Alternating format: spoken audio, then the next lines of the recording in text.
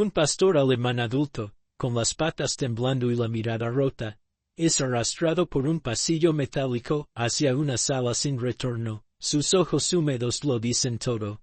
Él ya sabe que lo llevarán a ser sacrificado. Nadie lo acaricia, nadie lo llama por su nombre. Es solo un número más. Pero cuando parecía que todo estaba perdido, una voz inesperada cambia su destino. Lo que sucederá después te hará llorar. Quédate hasta el final de esta historia real. Te juro que no volverás a ver a los perros abandonados de la misma manera. Antes de comenzar, suscríbete al canal, activa la campanita y deja tu like. Eso nos ayuda a seguir compartiendo historias verdaderas, emocionantes y que cambian vidas. El refugio olía a lejía, humedad y resignación. Aquel lunes, el cielo estaba cubierto, y el viento hacía vibrar los barrotes oxidados de las jaulas. En la celda número 18, un pastor alemán adulto permanecía echado sobre el cemento frío. No ladraba, no se movía, solo respiraba lentamente, como si cada aliento le doliera. Llevaba allí 16 días. Su ficha era escuetas, pastor alemán,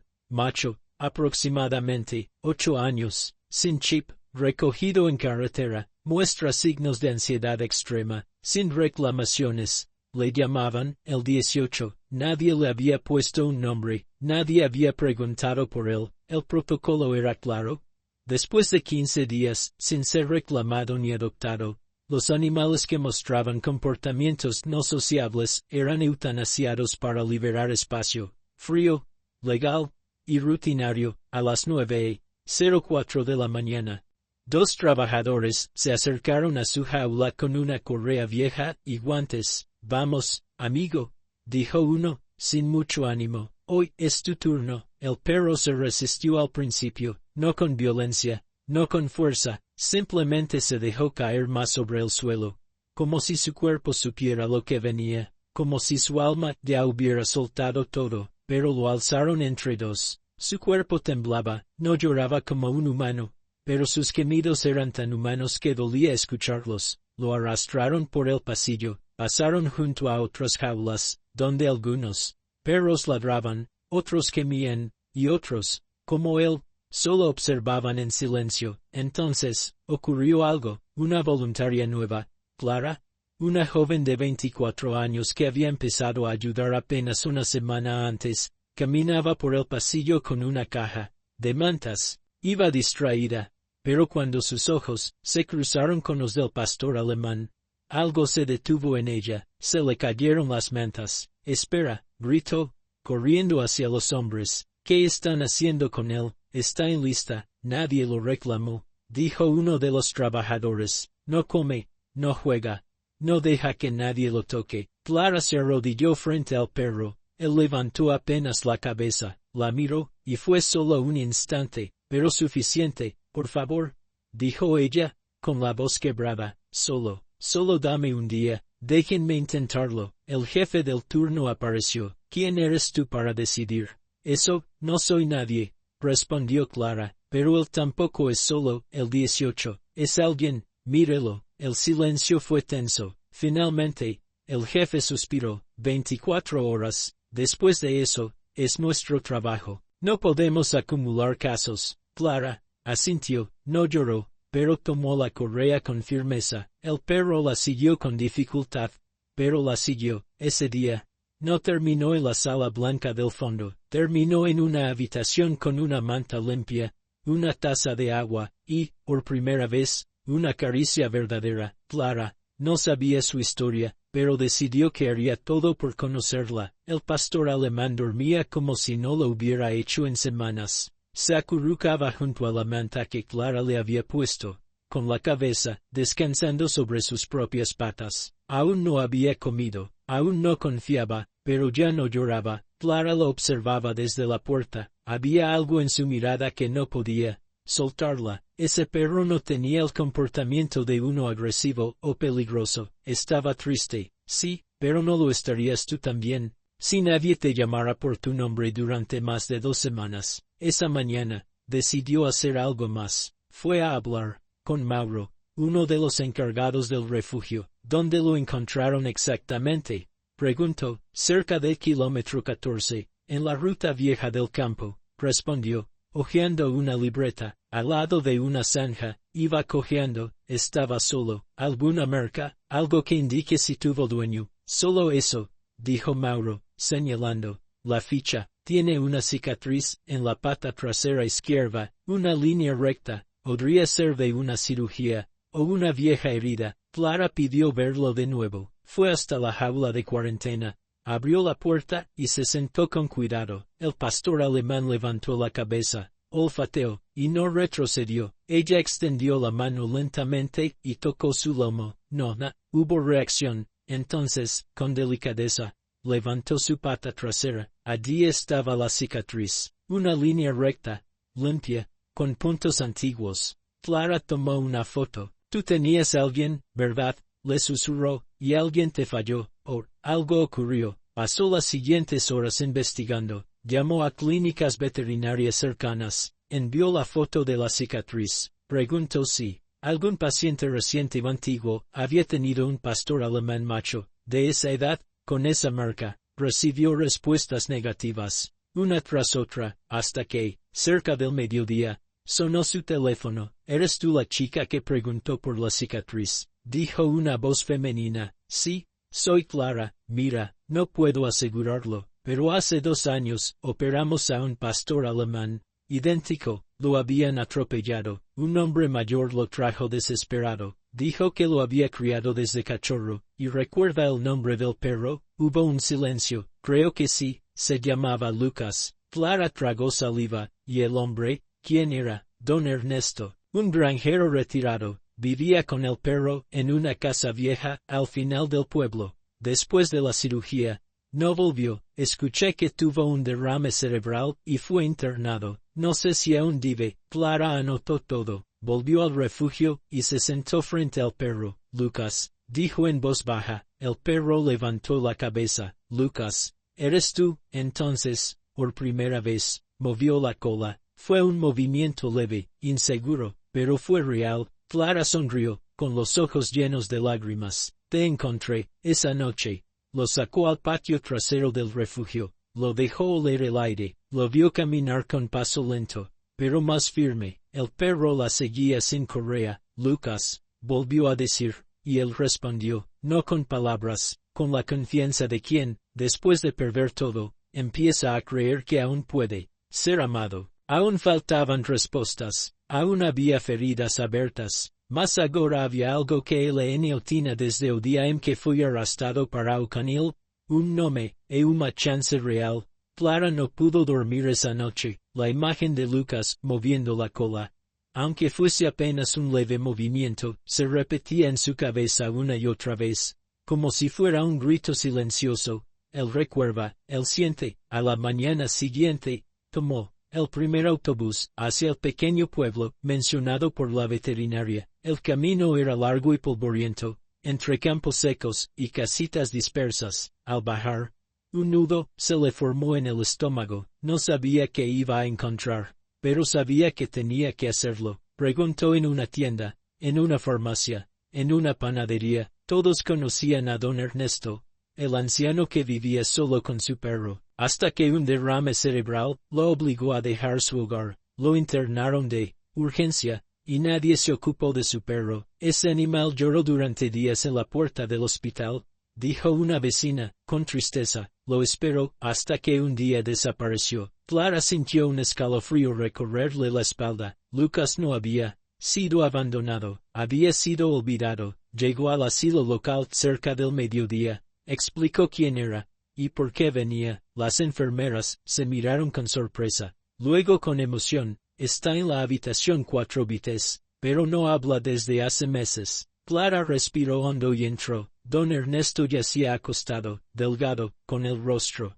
pálido y los ojos cerrados. La ventana dejaba entrar una luz suave. Clara sacó una foto del bolsillo. Era Lucas, echado sobre una manta, con los ojos tranquilos. Don Ernesto, dijo en voz baja, creo que encontré a alguien que le pertenece. El anciano no respondió, pero sus párpados se movieron. Clara se acercó, le mostró la foto, y entonces, lo imposible ocurrió. Una lágrima rodó por la mejilla de don Ernesto. Lucas, susurró, con la voz quebrada. Una de las enfermeras se tapó la boca con las manos. Había sido la primera palabra que decía, en más de 8 meses. Durante los siguientes minutos, Clara se quedó con él. No hubo grandes discursos, pero los gestos decían todo. Con manos temblorosas, don Ernesto tocaba la foto, como si temiera que fuera un sueño. ¿Dónde está? Logró preguntar. Apenas audible. Está en el refugio,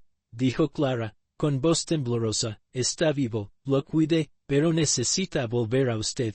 Los ojos del anciano se cerraron, y una pequeña sonrisa, apenas visible, apareció en su rostro. Vera, regreso al refugio. El atardecer pintaba el cielo de tonos naranjas y violetas. Lucas estaba sentado junto a la reja de su jaula, como si la esperara. Cuando la vio, se levantó, no con ansiedad, con paz. Clara se arrodilló y lo abrazó. Lo encontré, Lucas. Está vivo, y te recuerda. Lucas apoyó el hocico sobre su hombro, y dejó escapar un suspiro largo. Los días siguientes fueron milagrosos. Clara organizó una visita. El refugio permitió llevar a Lucas al asilo bajo supervisión. Cuando don Ernesto lo vio, por primera vez, desde su silla de ruedas, su cuerpo entero pareció revivir.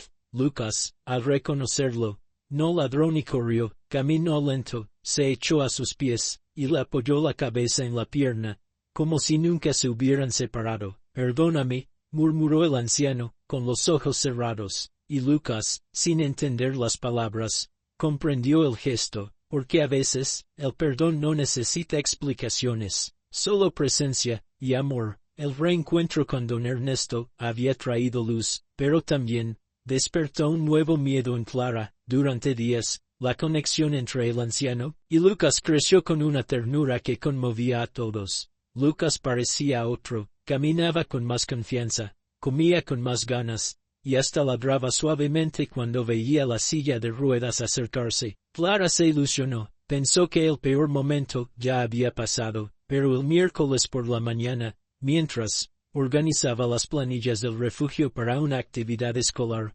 notó algo que la paralizó. Lucas aún figuraba en la lista activa de eutanasia. Fecha: viernes.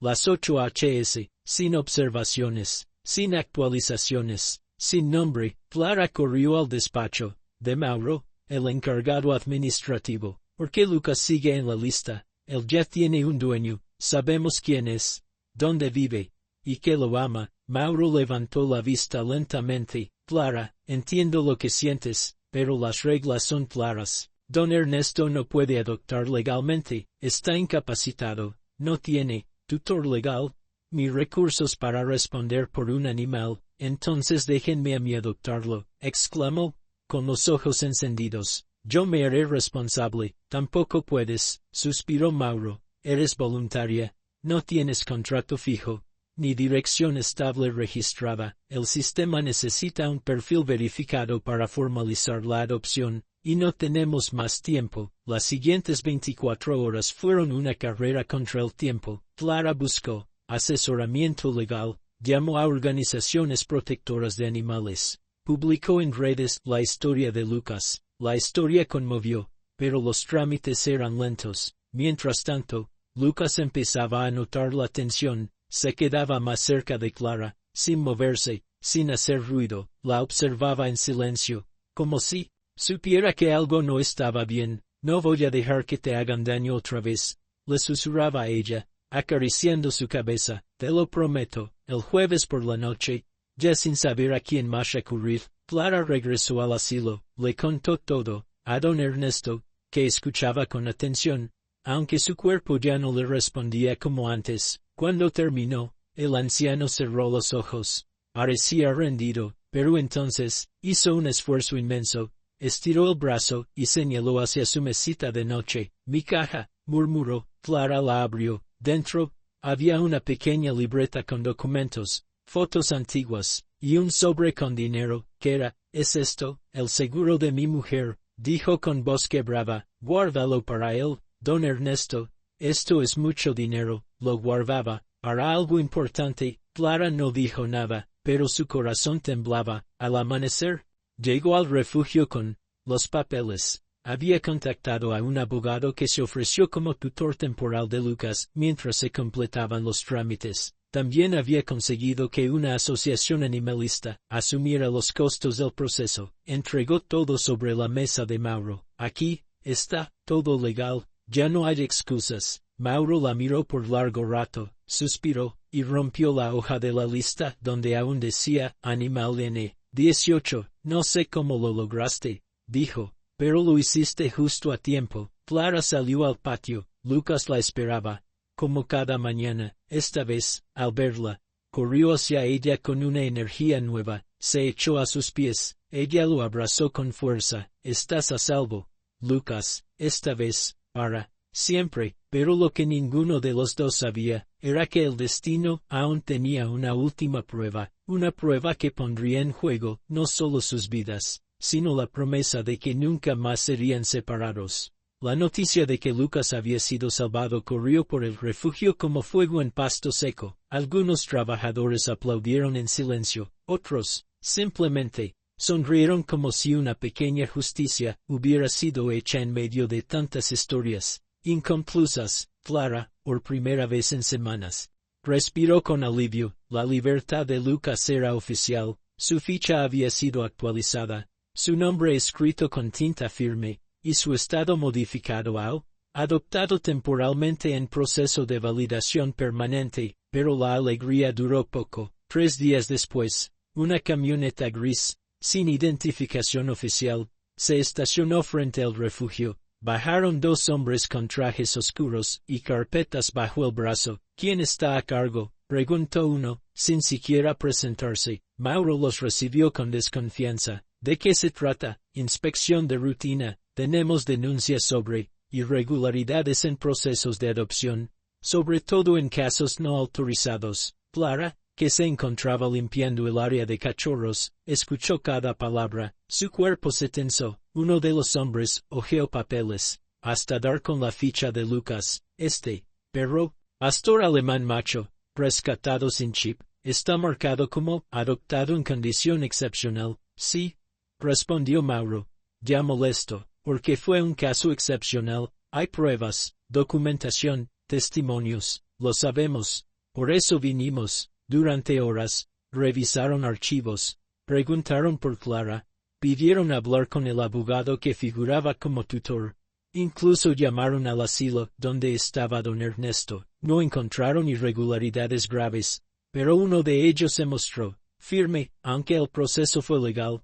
La situación del perro sigue siendo inestable. No hay un dueño con residencia permanente. El anciano no puede cuidarlo, y su tutora está en transición legal. Eso nos obliga ¿a qué? Interrumpió Clara, con rabia contenida, a trasladarlo a un centro de evaluación, hasta que se determine su destino final. Van a llevárselo, es lo que indica el reglamento. No podemos permitir que un animal quede en una zona gris. Clara sintió que el mundo se le venía abajo. No pueden hacerle eso. Él ya estuvo en jaulas, ya fue arrastrado por pasillos fríos, ya estuvo a punto de morir. Y esta vez no será así, respondió el inspector. Solo será evaluado. Si pasa el protocolo, podrá volver contigo, pero ahora, debe venir con nosotros. Lucas, desde el otro lado del patio, parecía entender algo. Estaba de pie, rígido, observando a Clara con ojos ansiosos. Ella corrió hacia él, lo abrazó. No dejaré que te hagan daño, lo prometo. Lucas se echó, como cuando estaba con don Ernesto, como si aceptara lo inevitable. La camioneta se lo llevó al caer la tarde. El refugio quedó en silencio. Clara se sentó en el suelo, sola, con la mirada clavada en el polvo. Pero esa noche, no lloró, escribió, llamó, publicó, grabó un video, contando toda la historia, desde el día que vio a Lucas arrastrado por ese pasillo, y en cuestión de horas, miles comenzaron a compartirlo. Lucas había sido llevado lejos, pero esta vez, no estaba solo. El mundo empezaba a conocer su nombre, y eso cambiaría todo. El video se había grabado con un celular viejo, sin luces profesionales, sin guión, sin maquillaje. Solo Clara, con los ojos rojos, sentada frente a una manta vacía, contó la historia desde el principio. Habló del perro sin nombre, del pasillo de la muerte, del anciano que volvió a hablar al ver a su perro, y de cómo, después de todo eso, Lucas había sido llevado otra vez como si su historia no valiera nada. El video duraba 4 minutos, y bastaron 4 horas para que se volviera viral. En la mañana siguiente, Clara recibió más de 100 mensajes. Personas comunes, asociaciones de rescate, abogados animalistas, incluso periodistas locales que querían conocer más sobre Lucas. En Twitter, el hashtag Lucas no está solo comenzó a subir.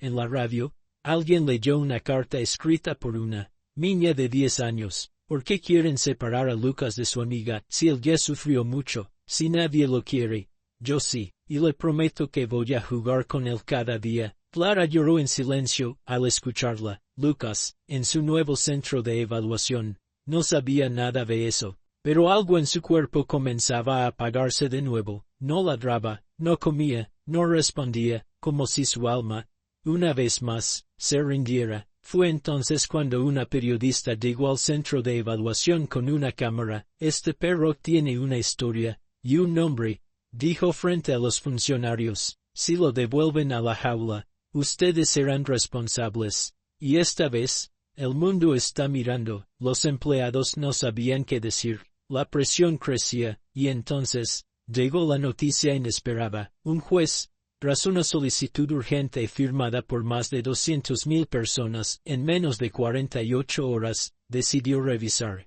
el caso. La historia de Lucas no es la de un perro cualquiera, dijo, es la historia de todos los que han sido olvidados y aún así esperan. No hay razón jurídica que justifique más sufrimiento. Ordenó su liberación inmediata y el reconocimiento legal de Clara como tutora definitiva. El refugio entero celebró. Don Ernesto, desde su habitación, apretó la foto de Lucas contra el pecho y murmuró, gracias. Clara fue a buscarlo con una correa nueva y un saco rojo que decía Lucas bordado a mano. Cuando lo vio en el patio del centro, pensó que él no la reconocería, pero Lucas sí la vio, y sí la reconoció. Corrió hacia ella, saltó, ladró, y, por primera vez, lloró de alegría. Clara lo abrazó con fuerza. Esta vez no te vas a ir a ningún lado sin mí, le susurró. Esta vez, nadie más decide por ti. Lucas apoyó la cabeza en su pecho, y respiró, como si, por fin, pudiera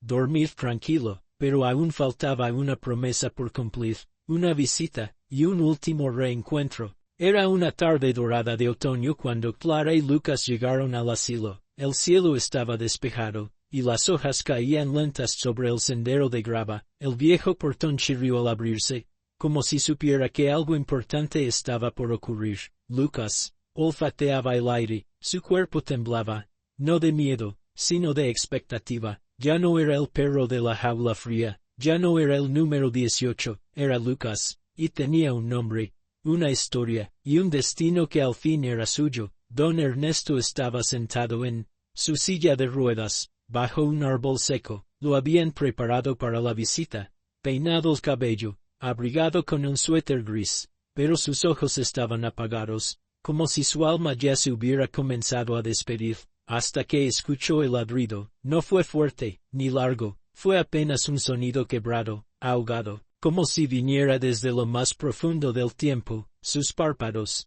se levantaron lentamente, y entonces lo vio. Lucas corría hacia él. Clara no lo detuvo, solo sonrió, con lágrimas cayendo sin control. El pastor alemán llegó hasta el anciano y se echó a sus pies. Lo olfateó, lo tocó, y luego colocó su cabeza sobre la rodilla derecha de su viejo amigo. Don Ernesto temblaba, con manos débiles, acarició esa oreja rota que tanto había amado. Volviste, susurró, fue la última palabra que dijo ese día, tal vez, la última que necesitaba decir. Permanecieron juntos más de una hora. Clara observaba desde unos pasos de distancia. Nadie hablaba, no hacía falta. Los ojos de Ernesto, por fin, estaban en paz, y los de Lucas, también. Los días siguientes fueron distintos. El asilo permitió visitas semanales. Lucas entraba caminando sin correa, saludaba a todos y buscaba su silla habitual. Se echaba allí, como si con su sola presencia pudiera curar las grietas de La vejez, el personal notó algo curioso. Desde que Lucas comenzó a visitar el lugar, los demás ancianos hablaban más, sonreían más. Uno incluso volvió a caminar dentro del patio para lanzarle una pelota. Lucas no era solo un perro, era un puente, pero el cuerpo de don Ernesto se apagaba. Una tarde, ya no pudo levantarse, y al anochecer, se fue en silencio, con la foto de Lucas entre las manos. Clara lloró mucho. Lucas, al regresar al asilo, y no encontrarlo, buscó con el hocico en el aire, recorrió el árbol, la silla, y luego,